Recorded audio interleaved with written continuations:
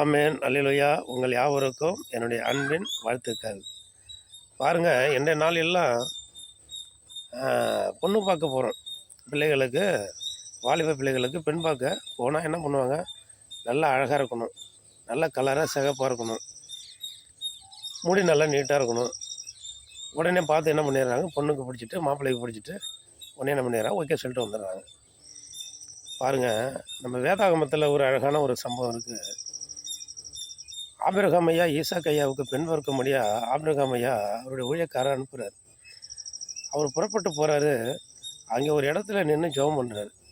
இந்த துறவுக்கு தண்ணீர் முள்ள வருகிற பெண்கள் இடத்துல நான் கேட்பேன், என்னுடைய தாகத்துக்கு தண்ணி கொடுங்கன்னு கேட்பேன்.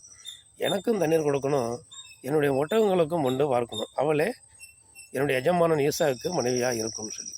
அதே போல் அவங்க வராங்க, தண்ணீர் கேட்குறாங்க, கொடுக்குறாங்க. உங்கள் ஒட்டகங்களுக்கு நான் ஒன்று பார்ப்பேன்னு சொல்கிறாங்க.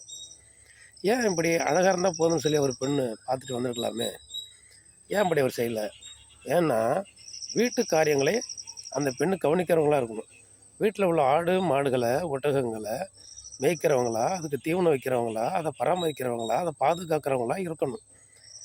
ஒருவங்களுக்கு தாகம் எடுத்தால் அவர்களுக்கு தண்ணீர் கொடுக்குற ஒரு கீழ்ப்பிடிதல் உள்ள குணம் உள்ளவங்களாக இருக்கணும்.